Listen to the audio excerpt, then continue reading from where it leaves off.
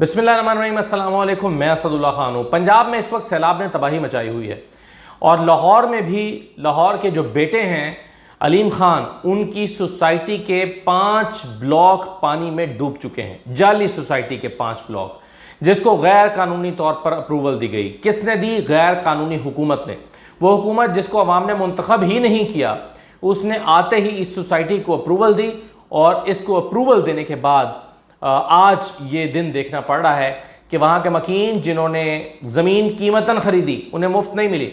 वहाँ पर करोड़ों रुपए की कंस्ट्रक्शन की, उन्होंने ज़िंदगी भर की जमा पूंजी लगाकर मकान बनाए और आज उनके मकान 6-6 फुट 7-7 फुट उनके घरों के अंदर पानी है। बाहर तो है ही, लेकिन फर्स्ट फ्लोर जो है वो पानी में डूबी हुई है।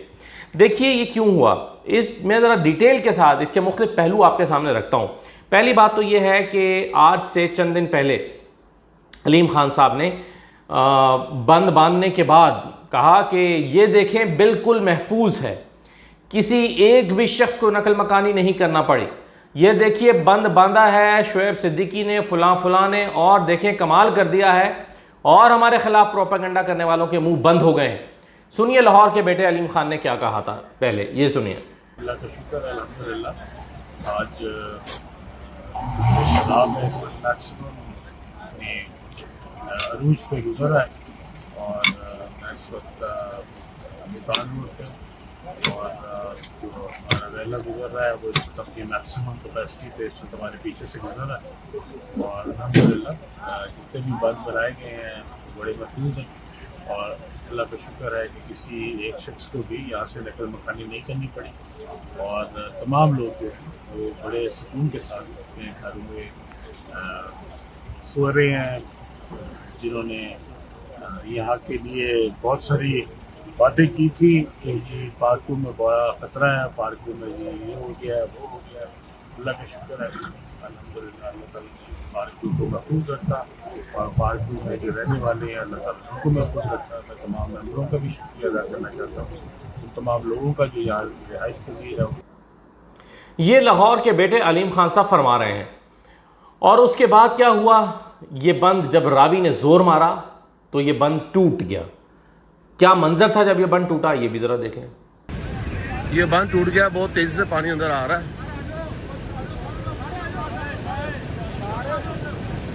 ये हमारे जवान है सर।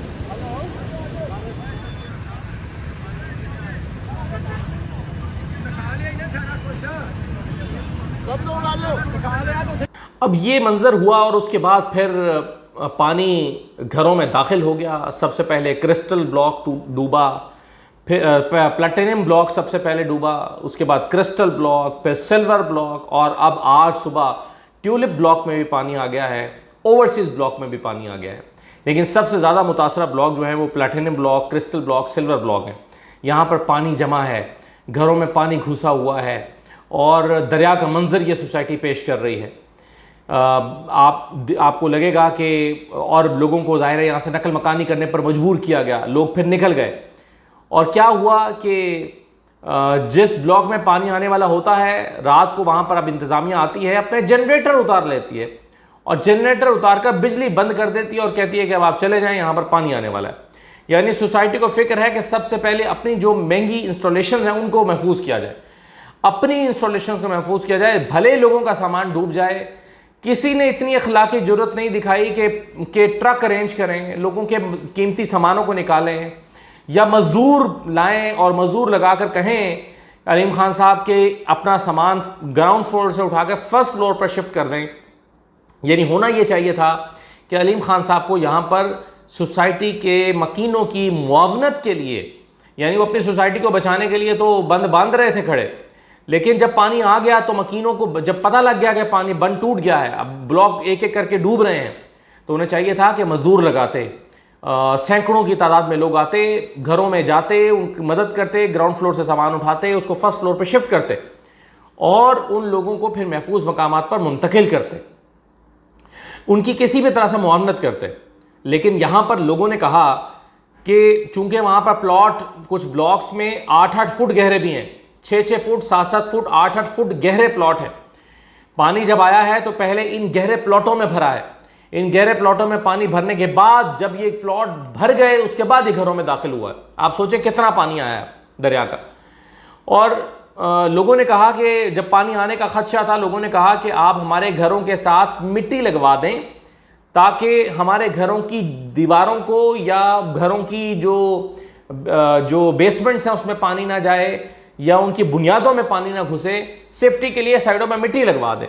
सोसाइटी से कहा, सोसाइटी ने कहा कि अगर कोई लगवाना चाहता है तो वो अपनी मदद आपके तहत खुद लगाए, सोसाइटी मिट्टी लगाने में आपकी मदद नहीं करेगी और ये खर्च आप खुद उठाएं। ये सोसाइटी ने उनको जवाब दिया। तो ये पाकव्यू सोसाइटी की मैं बात कर रहा हूँ। तो ये सोसाइटी ने, अलीम खान साहब की सोसाइटी ने लोगों को ये जवाब दिया मदद करने की बजाय। देखिए हुआ क्या है, ये पहले एक सोसाइटी हुआ करती थी रिवर एज सोसाइटी, ये LDA अप्रूव्ड सोसाइटी थी। ये रिवर एज सोसाइटी जो थी ये दरिया के किनारे पर उस जगह पर थी जो महफूज जगह है, यानी दरिया का बेड या दरिया का रकबा उससे बाहर थी। ये river edge society Aleem Khan साहब ने ख़रीदी पहले, और इसको ख़रीदने के बाद फिर वो उसकी एक्सटेंशन करते चले गए, पीछे बढ़ाते चले गए और फिर दरिया की ज़मीन को भी उन्होंने अपनी सोसाइटी की जगह में शामिल कर लिया। अब ये इनको अप्रूवल मिली, एक तो जब इन्होंने सोसाइटी लॉन्च की, ये शायद परवेज़ इलाही साहब का ज़माना होगा या उसके बाद का ज़माना होगा, मुझे एग्जैक्ट मालूम नहीं है। लेकिन फिर जब इमरान खान की हुकूमत आई तो इमरान खान की हुकूमत में इन्होंने फिर 300 कनाल जगह ली, जिसके बारे में आप जान चुके हैं कि इमरान खान ने उसकी अप्रूवल नहीं दी और ये नाराज़ हो गए और इन्होंने सोचा कि अगर मेरी अपनी हुकूमत में मुझे अप्रूवल नहीं मिल रही तो फिर क्या फ़ायदा। उसके बाद फिर मरियम नवाज़ की हुकूमत पंजाब में आ गई। मरियम नवाज़ साहिबा की हुकूमत ने 24 फरवरी को गालिबन वज़ीर आला का हल्फ उठाया और ठीक एक हफ्ते के अंदर अंदर 3 या 4 मार्च को इनकी सोसाइटी को रूडा ने मंजूर कर लिया और गैर कानूनी जो ज़मीन थी उसको कानूनी बना दिया गया। अब ये जो अगर आप नोटिफिकेशन देखें तो इसमें वाज़े तौर पर लिखा हुआ है खुशखबरी, मुअज़्ज़िज़ मेंबरान खुशखबरी, पाकव्यू सोसाइटी मुल्तान रोड लाहौर को Ravi urban development authority RUDA ने बहवाला चिट्ठी नंबर फलां फलां मौरखवा 4/3/2024 4 मार्च 2024 को मंजूर कर लिया है, जब मरियम नवाज़ हुकूमत संभाल चुकी हैं। यानी आते ही जो पहला काम मरियम नवाज़ से करवाया गया वो यही था कि इनकी सोसाइटी को, जाली सोसाइटी को प्रूव किया जाए। पाकव्यू सोसाइटी लाहौर की इंतज़ामिया आपको दिल की गहराइयों से मुबारकबाद पेश करती है कि आपकी दुआओं और इंतज़ामिया की काविशों से पाकव्यू हाउसिंग सोसाइटी लाहौर की Ravi urban development authority RUDA से मंजूरी यानी अप्रूवल हो गई है। रावी अर्बन डेवलपमेंट अथॉरिटी की मंजूरी के बाद तमाम मेंबरान को बिजली की तमाम तर सहूलियात वापडा लेस्को डायरेक्ट मुहैया करेगा और गैस के तमाम तर सहूलियात सुई नॉर्दर्न गैस पाइपलाइन लिमिटेड जो डायरेक्ट मुहैया करेगा। और उसके बाद फिर उन्होंने कहा रूडा ने रकम मुबलग 70,000 रुपये फ़ी मरला के हिसाब से हर प्लॉट घर पर चार्जेस वाजिबात लागू किए हैं, जो कि 5 मरले के मकान प्लॉट पर 3,50,000 रुपये और 10 मरले के प्लॉट पर 7 लाख रुपये अदा करने होंगे। फिर उन्होंने कहा कि आगे जाके उन्होंने फिर कहा कि सबके लिए बाइस फ़ख्र क्या है, हम एक मंजूर शुदा सोसाइटी के अब रिहायशी हैं। यानी इसका मतलब ये हुआ कि पहले जब ये रिहायशी थे उस वक्त मंजूर शुदा सोसाइटी नहीं थी। इस बात का एतराफ़ इस लेटर में मौजूद है कि पहले इन्होंने एक जाली सोसाइटी में लोगों को प्लॉट बेचे और तामीरात की और बाद में उन्होंने कहा कि अल्हम्दुलिल्लाह अब हम एक मंजूर शुदा सोसाइटी के रिहायशी हैं। यानी पहले इसका मतलब है कि जब ये रिहायशी थे तो मंजूर शुदा सोसाइटी के रिहायशी नहीं थे, यानी गैर कानूनी तौर पर इन्होंने प्लॉट बेचे, बगैर इजाज़त के बेचे। दिलचस्प बात यह है कि ये जो जुर्माना किया गया इस सोसाइटी को कि आप इलीगल रहे हैं इतना अरसा और आप 70,000 रुपया फ़ी मरला के हिसाब से, यानी जुर्माना तो उन्होंने ओवरऑल किया होगा, लेकिन उन्होंने जब तकसीम की तो पता लगा कि 70,000 रुपये फ़ी मरला जुर्माना बनता है। ये भी सोसाइटी ने अपने पास से नहीं दिया, गैर कानूनी सोसाइटी ने अपने पास से जुर्माना अदा नहीं किया कि लीगल हो रहे हैं, बल्कि वाजिबात मकीनों से लिए, मकीनों से कहा कि 70,000 रुपया फ़ी मरला अदा करो क्योंकि अब तुम कानूनी रिहायशी बन रहे हो, अब तुम एक मंजूर शुदा सोसाइटी की रिहायशी बन रहे हो। लोगों से लिए, लोगों ने वो पैसे भी 70,000 रुपये फ़ी मरले के हिसाब से दिए। लोगों ने कंस्ट्रक्शंस भी, अपनी महंगी कंस्ट्रक्शंस भी की और आज उनको सिला क्या मिला है? आज सिला ये मिला है कि उनके घर डूब गए। दरिया के रकबे में बनाए गए घर में यही हाल होता है।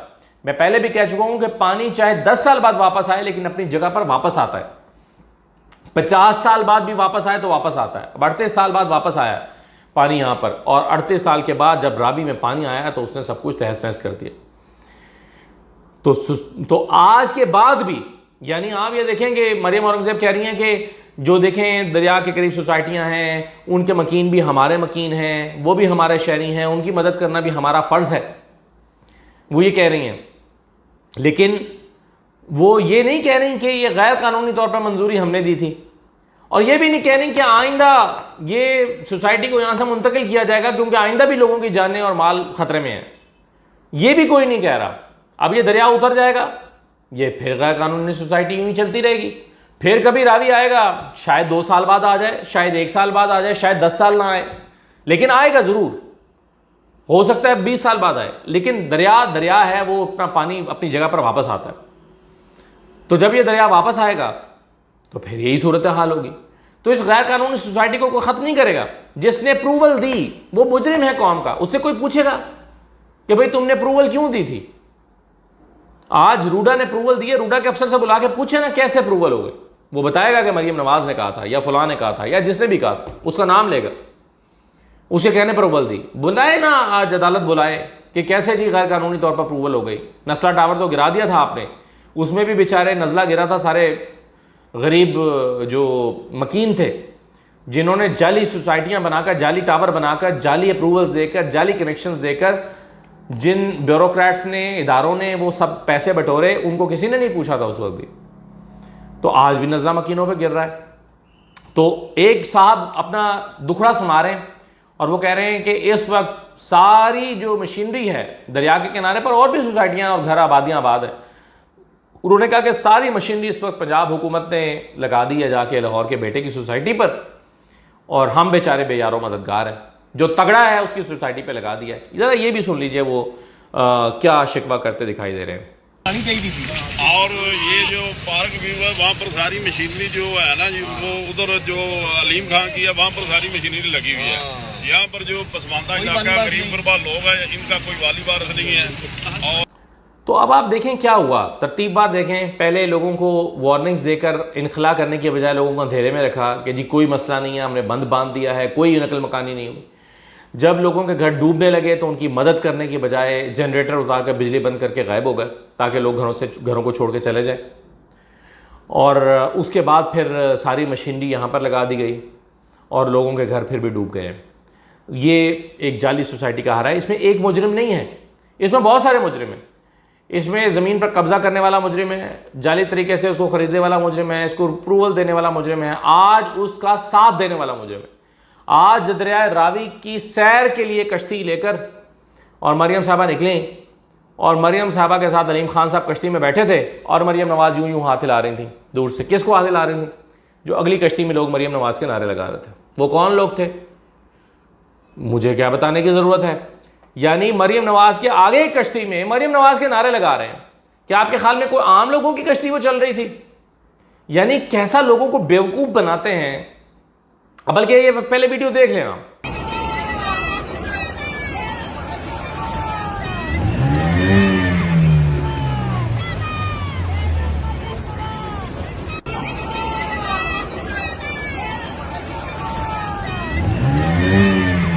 यानी आगे अब एक कश्ती है, उसमें कुछ सरकारी मुलाजिम हैं, वो मरियम नवाज जिंदाबाद। किस बात पे जिंदाबाद जी? क्योंकि वो दरिया की सैर करने आई हैं। मरियम नवाज जिंदाबाद, मरियम नवाज जिंदाबाद का नारे लगा रहे हैं और मरियम नवाज हाथ हिला रही हैं, और फिर दरिया को दिख दे के हाथ हिला रही हैं, और अलीम खान साथ बैठे हैं। अब अलीम खान, जिनको मरियम नवाज कब्जा ग्रुप कह चुकी हैं, 2013 में जब पीटीआई से टिकट उनको मिला था तो मरियम नवाज ने कहा था ये कब्जा ग्रुप है। मरियम नवाज के नज़दीक वो जो फैसल खोखर और सैफ खोखर और ये सारे भाई हैं, ये शफीक खोखर, ये कब्जा ग्रुप नहीं है। अलीम खान कब्जा ग्रुप है। सही है, सही कहा होगा, मैं कब कह रहा हूँ मरियम नवाज गलत कहा होगा, लेकिन आज क्या वो कब्जा ग्रुप नहीं है? आज आपके साथ बैठे हैं, आज वो लाहौर के बैठे हैं, मरियम नवाज के साथ कश्ती में बैठे हैं, और आज वो कब्जा ग्रुप नहीं है क्योंकि आज वो वजीर हैं। अली एजाज भुट्टर, मैंने उस वक्त ट्वीट की थी कि अपना हल्का छोड़ के अलीम खान भाग गए हैं। अली भुट्टर जो हैं वो इलेक्शन 2 दिन पहले ही जीत गए थे, और अलीम खान ने कैंपेन छोड़कर सूबाई हल्के की कैंपेन शुरू कर दी थी। वहां पर वो चले गए, फोकस कर गए थे, उनको पता लग गया था कि मैं ये हल्का हार गया हूं। लेकिन आज वजीर हैं मौसूफ, और बड़े अहम वजीर हैं। तो इस तरह की इस तरह के हालात में सभी कसूरवार हैं, जिन्होंने इनको मुसल्लत किया, जो इनको लेकर आए, जिन्होंने अप्रूवल दी, जो आज इनके साथ कश्ती में बैठे हैं। नुकसान किसका हुआ है? गरीब आदमी का। अब जिसका सामान डूब गया है, आप देखें एक फ्लोर पे 3 बेड होंगे, 2 बेड होंगे, कुछ सामान होगा, कुछ और चीज़ होंगी, जिनको आना फाना भागना पड़ा है, फ्रिज होंगी, कुछ 2-4 लाख रुपए का, तो 5 लाख रुपए का नुकसान हुआ होगा ना एक घर में। तो वो जो 5-7 लाख रुपए का एक घर में नुकसान हुआ होगा, और फिर वो जो दोबारा पेंट कराना पड़ेगा, वो जो दोबारा घर का सारा हुलिया दुरुस्त करना पड़ेगा, 10-10 लाख रुपए का कम से कम एक घर का नुकसान हुआ होगा। क्या आलिम खान ये नुकसान पूरा करेंगे? करें ना, कहें कि मैं नुकसान पूरा करता हूँ, आप सबका रेनोवेशन मेरी जिम्मेदारी है, करना चाहिए। क्योंकि लेकिन जब उन्होंने मिट्टी लगाने का लोगों ने कहा था, तो तब तो सोसाइटी ने कहा था कि जी मिट्टी भी अपने खर्चे पर लगाओ। 70,000 रुपये के हिसाब से जुर्माना भी आप भरें, क्योंकि आप पहले जाली सोसाइटी में रहते थे, अब आप कानूनी सोसाइटी में आ रहे हैं। तो ये इस कौम की बेचारे, इस कौम की हालत है। इस कौम पर जब जाली लोगों को आप मुसल्लत करेंगे, तो उन्हें इस बात का कोई ख्याल नहीं होगा कि हमारी पॉपुलैरिटी गिर रही है या नहीं गिर रही। उन्हें बस ये ख्याल होगा कि भाई जिन्होंने जितवाया वो आइंदा भी जितवा देंगे, बस उनके साथ हमने नाराज़ नहीं होना। उन्हें इस बात का ख्याल होगा कि हमसे वो नाराज़ ना हो जाए जो हमें लेकर आए। अवाम नाराज़ होते रहें तो हो जाए, हमें क्या फ़र्क पड़ता है। अवाम ने तो हमें जितवाना नहीं है, अवाम के वोटों से हमने आना नहीं है। हमें तो जिनके फॉर्म 47 से आना है, वो अगर हमसे नाराज़ ना हुए तो सब खैर है। तो जब आप जाली लोगों को मुसल्लत करते हैं तो उसके ये नुकसान होते हैं। इजाज़त दीजिए, अल्लाह हाफ़िज़।